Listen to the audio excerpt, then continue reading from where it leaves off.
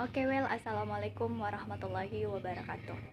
Jadi pada kesempatan hari ini, Miss akan membahas tentang recount text. So, student, sebelum kita memulai pembelajaran pada hari ini, alangkah baiknya jika kita membaca surah Al-Fatihah agar kiranya pembelajaran yang saya ajarkan bisa betul-betul dipahami, tidak hanya masuk di telinga kanan dan keluar dari telinga kiri saja. Berdoa dimulai. Amin.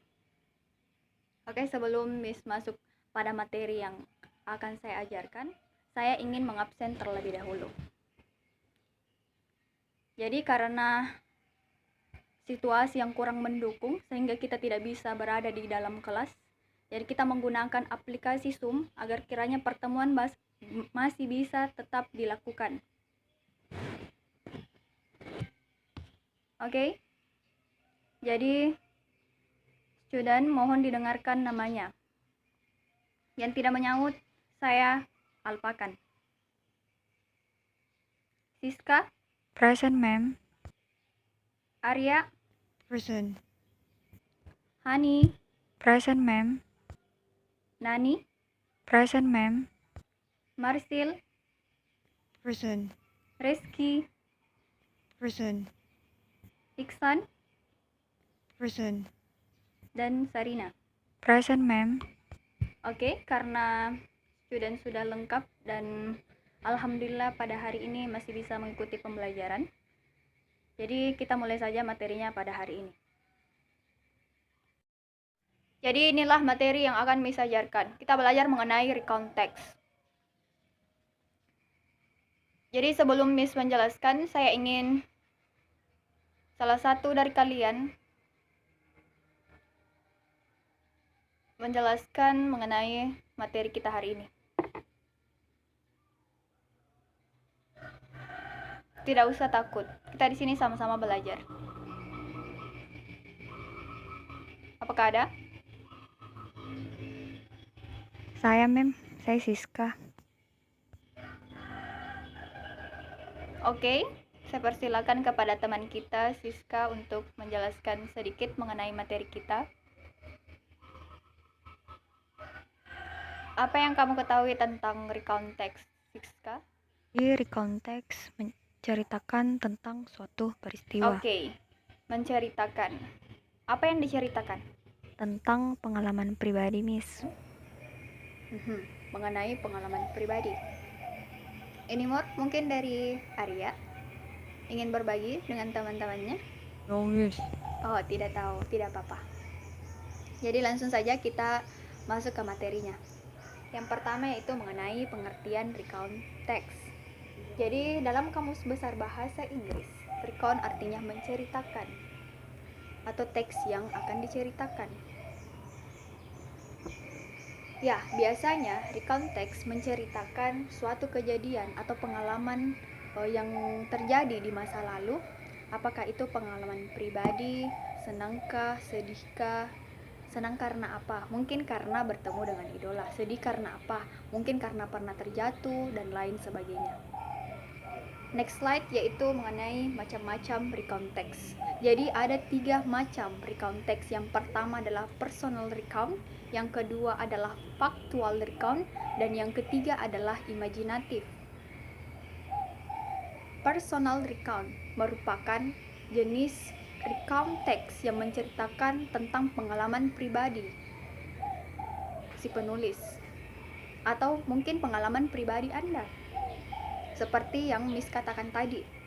Dan yang kedua yaitu factual recount, di mana di sini ceritanya menyajikan suatu peristiwa, apakah itu mengenai ilmu pengetahuan, iklim, cuaca, dan lain sebagainya. Dan jenis ketiga yaitu imaginatif, di mana jenis recount text ini berfungsi menyajikan sebuah cerita imajinatif. Oke, next slide yaitu tujuan recount text. Apa sih tujuan kita mempelajari materi ini? Nah, jawabannya ada di sini. Jadi saya harap student betul-betul memahami dan betul-betul mendengarkan penyampaian dari Miss. Jadi tujuan dari recount text yakni sebagai penghibur, yang kedua sebagai informasi yang ingin disampaikan oleh si penulis kepada si pembaca. Nah, tujuan recount text adalah menceritakan suatu pengalaman pribadi yang bersifat menghibur dan menginformasikan kepada si pembaca. Only it. Next slide is generic structure recount text. Nah, di slide ini sangat penting karena menyangkut susunan atau struktur dari pembuatan recount text itu sendiri. Oke. Jadi ada 3 tahapan penting dalam pembuatan recount text. Yang pertama, orientation, yang kedua, event, dan yang ketiga adalah reorientation. Nah, orientation merupakan di mana kita menceritakan mengenai latar belakang informasi, misalkan tentang siapa, di mana, kapan, dan bagaimana kejadian atau peristiwa itu terjadi. Event itu suatu peristiwa yang terjadi, setelahnya diceritakan sesuai urutan kronologis peristiwa tersebut. Adapun reorientation berisi rangkuman atau kesimpulan dari semua kejadian tersebut. So student, understand? Understood, ma'am. Okay. Next, kita beralih ke contoh recount text. Contoh pertama mengenai pengalaman pribadi. Oke, Miss akan bacakan mengenai contohnya. Vacation to the beach atau berkunjung ke pantai. Last week, I and my friend went to the beach after school. Minggu lalu, saya dan temanku berkunjung ke pantai setelah sekolah. We use public transportation. Kami menggunakan transportasi umum. We reached the beach at 4 p.m. The beach was beautiful and clean. Kami sampai di pantai jam 4 subuh. Pantainya sangat cantik dan bersih. At the beach, it was fun. Di pantai, itu sangat menyenangkan. We play football in the coastline. Kami bermain sepak bola di pinggir pantai. After that, setelah itu, we built a castle from sand. Kami membangun sebuah istana dari pasir. In the night, di malam hari, we made bonfire together. Kami membuat api unggun bersama. We roast fish and sweets, then we ate them. Kami memakan ikan dan cumi-cumi bersama. In the midnight, di tengah malam, it was time to share our scary story.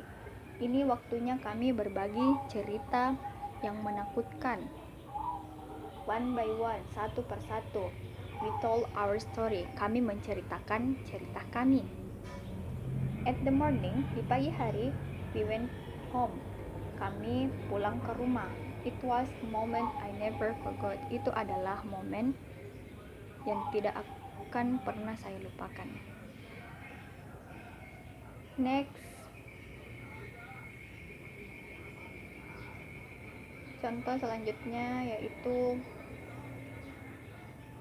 mengenai biografi. So student, you can see that I think that is clear. We talk about Lionel Messi. I think Iksan, Arya, and Reski familiar with his man. Of course, ma'am. I think so that. Yeah. we talk about Lionel Messi. Luis Lionel Andres Messi, born June 24, 1987. He is an Argentinian football player for FC Barcelona. He is not very tall, mainly due to the growing problem he had when he was younger. His eyes are brown, he never has short hair. Lionel Messi started playing football at very early age in his hometown Nevel of Boys. From the age of 11, he suffered from hormone deficiency and his Lionel parents were unable to pay for their treatment in Argentina. They decided to move to Barcelona, Spain. In the 2003 until 2004 season, when he was still only 16 years old, Messi made his first team debut in a friendly with Portugal that marked the opening of a new drug station. The following championship winning season, Messi made his first appearance in an official match on October 16, 24 in Barcelona derby when against Espanyol at the Olympic Station 0-1, and now in 2010 and 2011 and 2012 is best player in the world. Luis Lionel Andres Messi lahir 24 Juni 1987 adalah pemain sepak bola Argentina untuk FC Barcelona. Dia tidak terlalu tinggi, terutama karena masalah yang semakin besar ketika dia masih muda. Matanya coklat, dia tidak pernah memiliki rambut pendek. Lionel Messi mulai bermain sepak bola di usia yang sangat muda di Newell's Old Boys, kampung halamannya, sejak usia 11 tahun.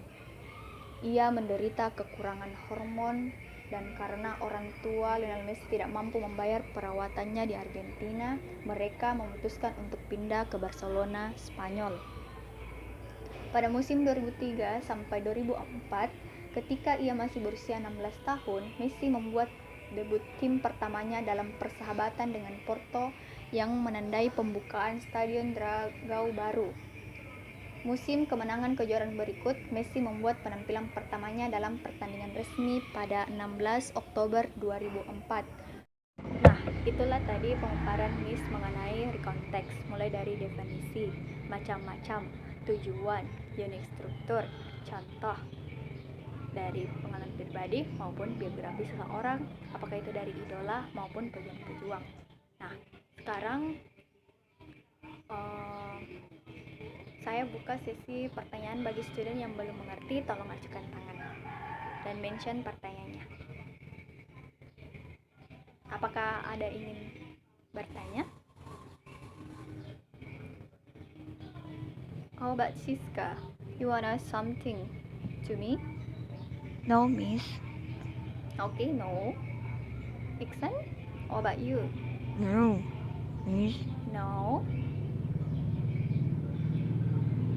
May Nani have question?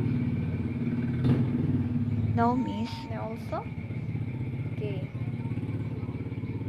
So all of the students don't have question. So jika tidak memiliki pertanyaan, bagaimana jika Miss yang bertanya?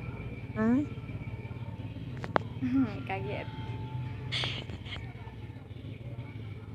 Saya, mem. Saya Siska. Oke, dari Siska lagi. Oke, Siska, pertanyaannya apa? Tips-tips bagaimana mengingat materi karena saya pelupa, miss. Oh, mengenai tips-tips bagaimana mengingat materi karena Siska sering lupa. Oke, tips-tips mengingat materi. Mungkin kalian hanya mengingat bahwa konteks itu berhubungan dengan bercerita tentang pengalaman pribadi maupun pengalaman riwayat orang lain, seperti yang Miss tadi sampaikan.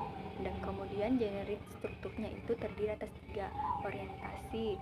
Ada yang dibilang kapan terjadi, di mana, bagaimana. The event itu merupakan kejadiannya yang terjadi, peristiwa apa itu yang terjadi di dalam cerita tersebut. Dan kemudian the orientation itu kesimpulan dari cerita tersebut, seperti yang Miss paparkan tadi. Saya mengerti. Mungkin itu tips dari Miss. Apakah ada lagi? Saya Hani. Oh iya, dari Ani. Oke. Apakah ceritanya bisa menceritakan tentang pengalaman hidup orang lain, Miss? Oke, pertanyaannya apakah bisa cerita orang lain yang diceritakan? Maksudnya cerita dalam artian apa ini, Ani? Apakah bercerita tentang pengalaman pribadi? Kalau masalah pengalaman pribadi, kita tidak boleh menceritakan orang lain. Kecuali kalau misalkan kita bepergian bersamanya, kita bisa menceritakan itu. Oh iya, Miss, saya mengerti. Ya, terima kasih untuk studentku atas partisipasinya. Oke, student, Miss berharap pada kesempatan hari ini kalian betul-betul mengerti dengan materi hari ini. Jadi minggu depan kalian harus mempraktekkan recount text ini one by one di atas, menceritakan cerita kalian dengan menggunakan bahasa Inggris serta bahasa Indonesianya, supaya teman-teman kalian juga mengerti. Understood, ma'am. Nah, satu pesan Miss untuk kalian, jangan berhenti belajar. According by Ki Hajar Dewantara, beliau mengatakan bahwa anggap semua tempat adalah kelas dan jadikan orang-orangnya sebagai guru. Karena jika engkau tidak bisa menahan lelahnya belajar, maka engkau harus tahan perihnya kebodohan suatu saat nanti. I think so from Miss. Jika ada salah-salah kata, mohon dimaafkan. Keep health and stay at home. Wassalamualaikum warahmatullahi wabarakatuh.